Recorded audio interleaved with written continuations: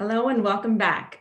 My name is Dilcia Barrera. I'm a programmer for the festival, and I'm so thankful you've joined us for the Land post-screening conversation. Before I begin, I would like to remind you that the chat feature on the platform is now active. And on the right side of the screen below the window, you can find an area where you can submit questions for the film team. I encourage you all to send us your questions. And of course, I would love to thank everyone for fostering conversations that are both welcoming to all and abide by our community agreement.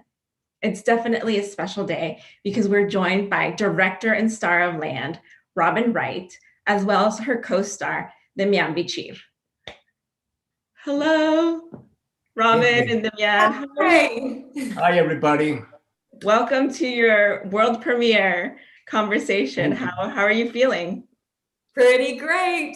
So happy to be here. So happy to be here. And I do want to just thank the Sundance Film Festival for having us. It's a great honor. And thank you to our incredible crew in Calgary who shot this film and made it all happen. So production, producers, everybody, thank you so much. That's wonderful. Well, we really appreciate getting to speak to you today about the film. The chat is live and we're already hearing a lot of comments and buzz. People are saying standing ovation. People really love the film. People are saying that they're in absolute tears, phenomenal. So I'm sure we will get to the questions from the audience, but I will kick off the conversation first by asking Robin. The film resonated a lot with sentiments and emotions that many of us are currently feeling. But can you please take us back to when you first learned about this project? What attracted you to this journey and this story the most? I received the script from our wonderful producer, Alan Stewart, about 3 years ago now. And it was during the time when we were all witnessing and a lot of people experiencing the random shootings that were going on almost bi-weekly. And I just was up every night going, how do people find their way? Everybody does it differently. Loss, grief, how do you get through? And this script is exactly about that. It's having to erase yourself because the self you knew will no longer exist.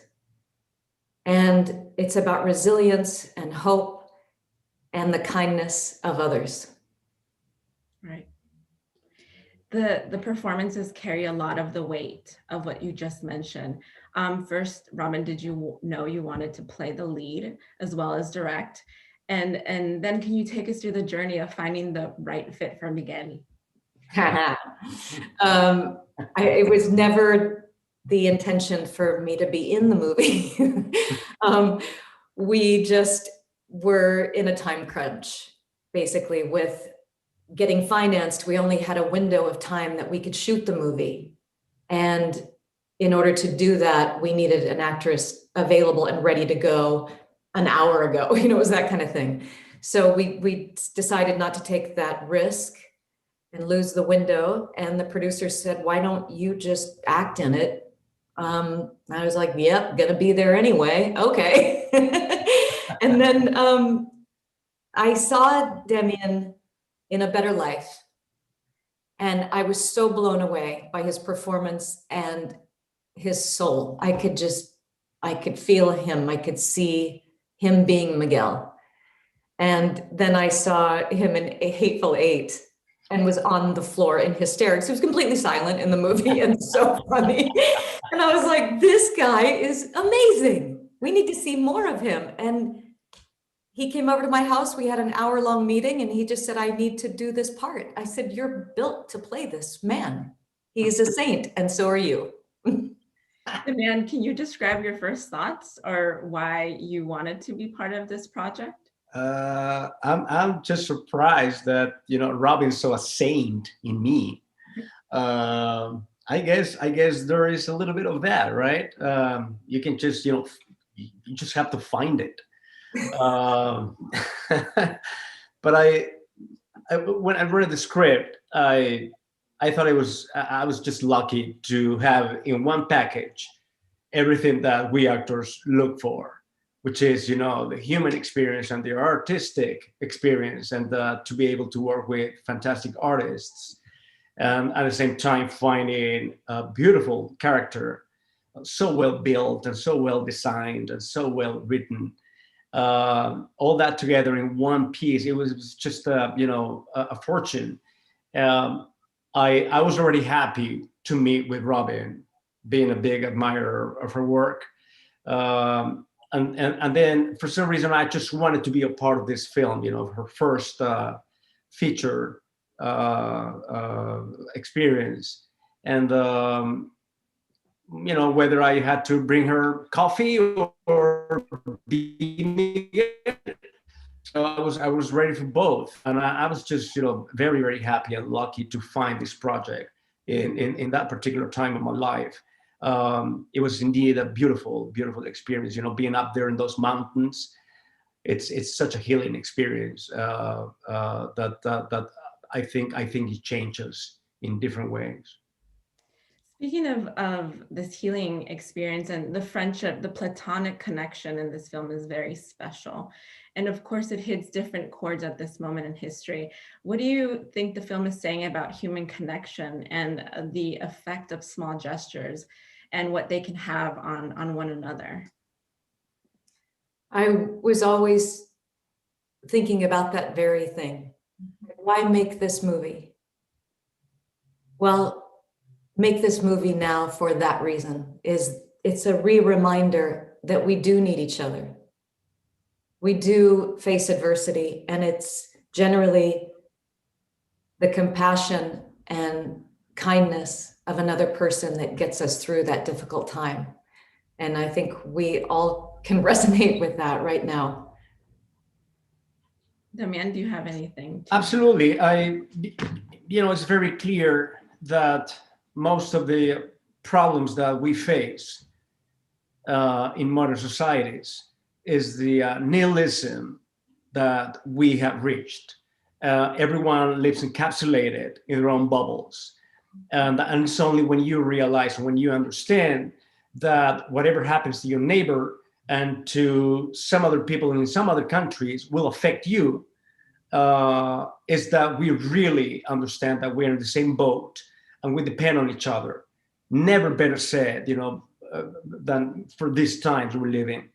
And just to be able, as an artist, to be able to be a part of such a story in such a timely, moment, is just a joy, a privilege, and we took that very seriously. I think Edie and Miguel, they are us, all of us, in different ways, because two human beings can be very different and at the same time find each other, in each other find comfort and the chance of healing and the chance for redemption also, which is ultimately what my character goes for.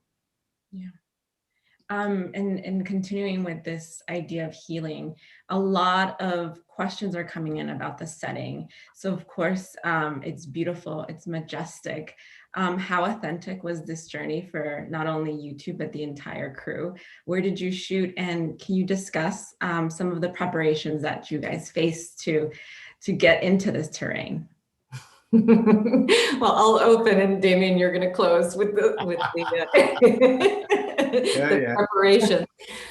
We shot it in Alberta, Canada. We shot it in 29 days. We had maybe 24 hours of summer weather.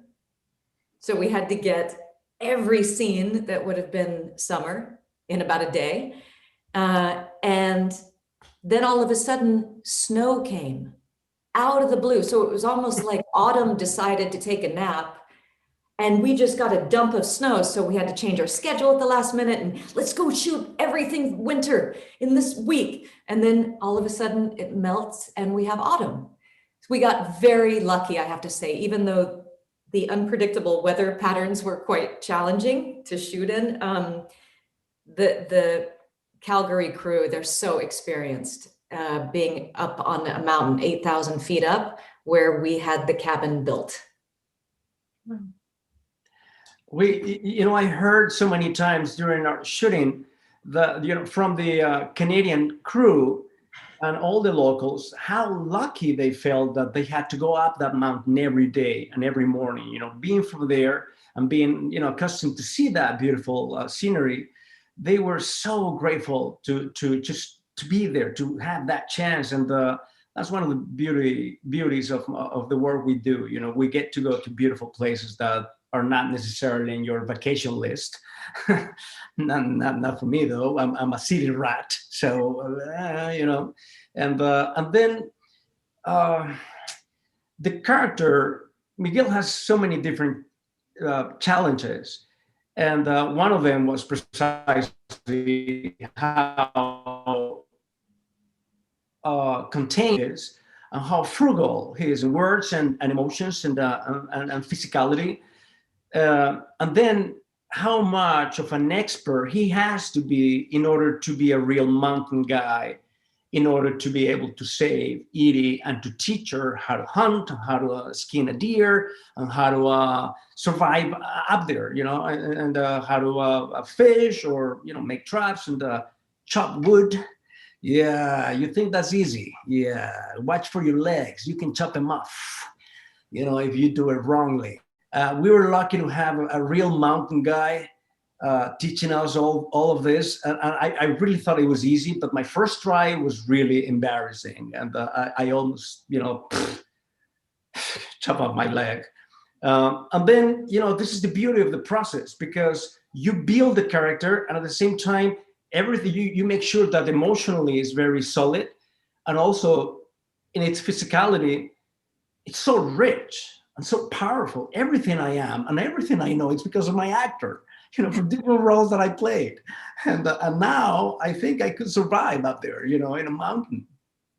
Do you both feel that you see that nature, or you approach nature in a different way now after this experience?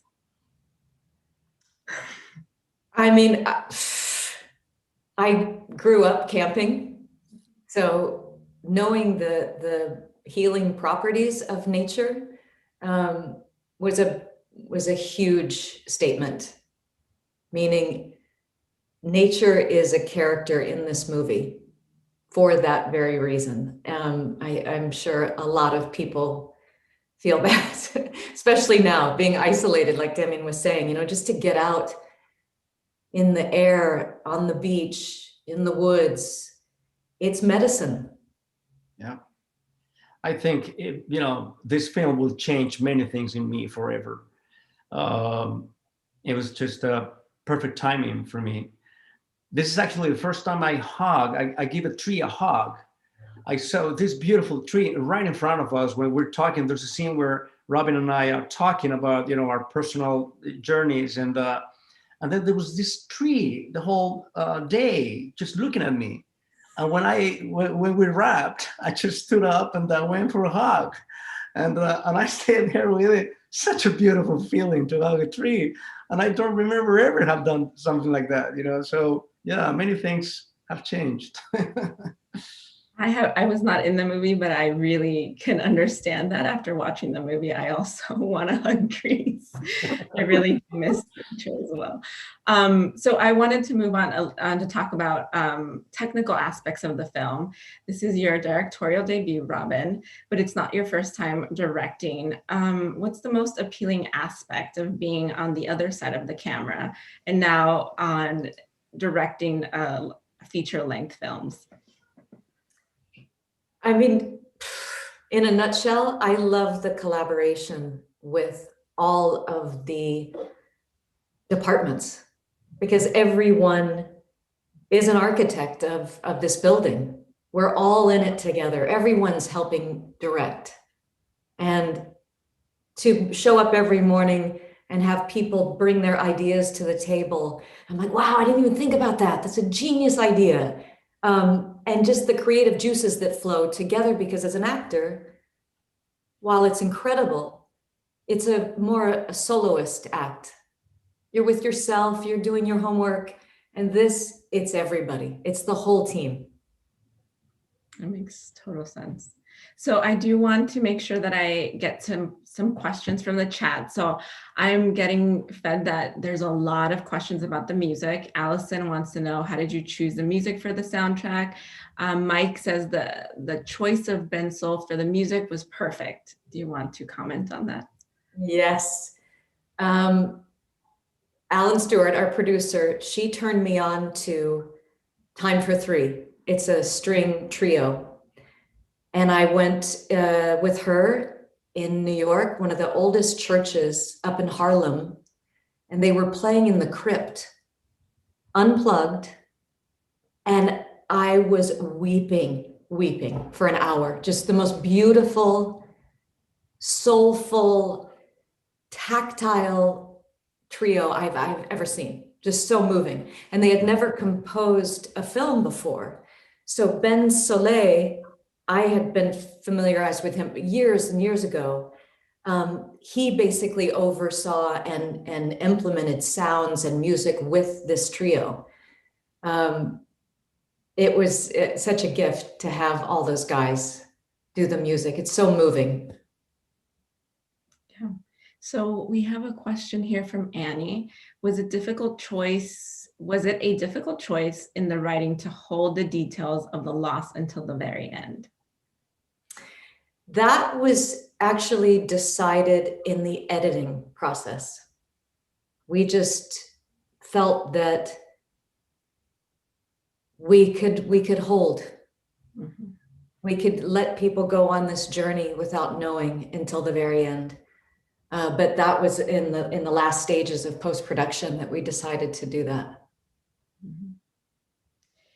Gabe wants to know, what was the day like on set in the attempted suicide scene? How did you direct the crew in that moment? That was, I think we got it in one take.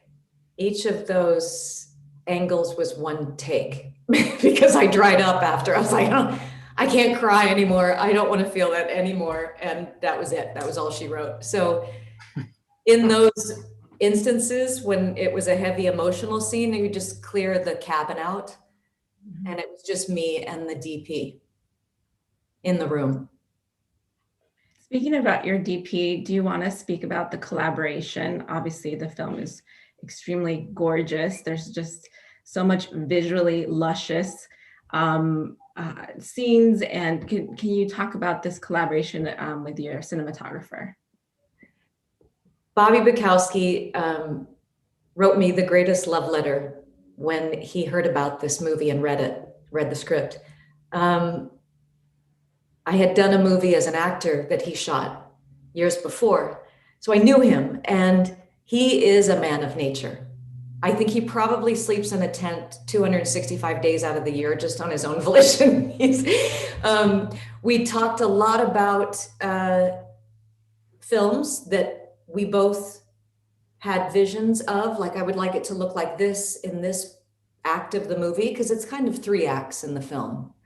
And how do we want it to look when she finally communes with nature during her rebirth? That was a very different look. We would show each other pieces of films. He would always bring mood boards. And just to finish, he basically slept in Edie's cabin in her sleeping bag most of the shoot. So he could wake up in the middle of the night with that camera and get sunrise shots, snow, sleet, rain, whatever. He was on that mountain in the cabin. He didn't sleep alone, though. He didn't sleep alone. He kept saying, my friend and I, we'd be like, who's the friend? His friend was a squirrel that became his roommate in the cabin. That is wonderful. I want to make sure I get to a few more of these questions. Rebecca wants to know, can you speak about the inclusion of Indigenous characters? Was that in the original script? It was in the original script, yes, but Damián, you can take that one. Oh, no, about that being written for Native American or? Well, it was, yeah. And then we changed it because exactly what Miguel does. Yeah, we found out. I mean, Robin and the whole team found out that there's a lot of presence of Hispanics in that territory, and not only Native Americans.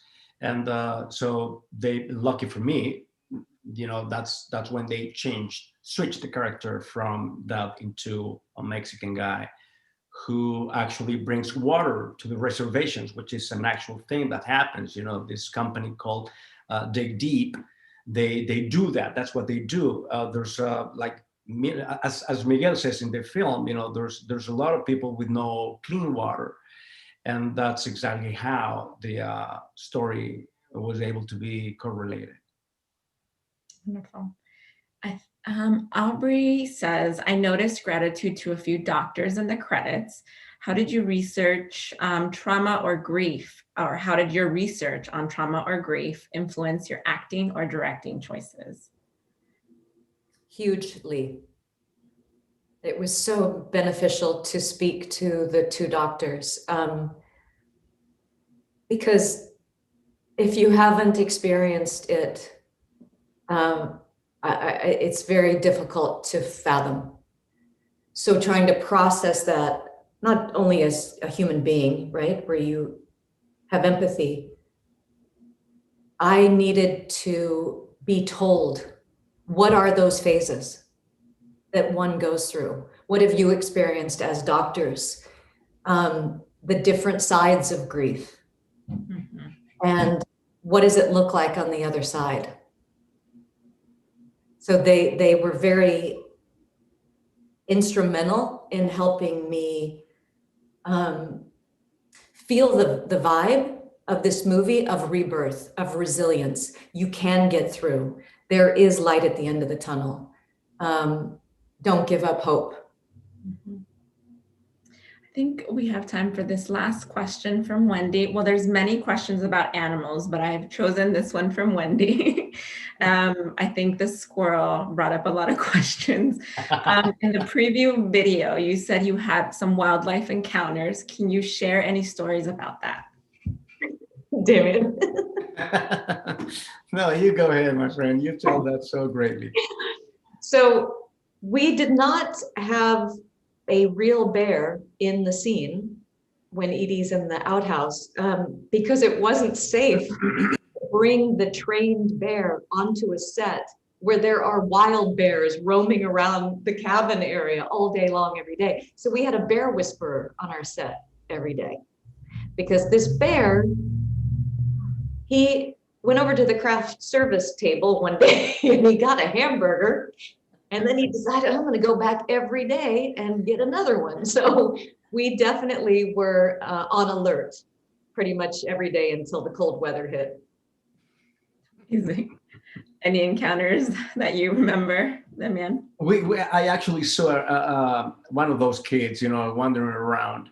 I was around the crafty service trailer, trying to do as the bear did, opening the door very, very smoothly and empty it.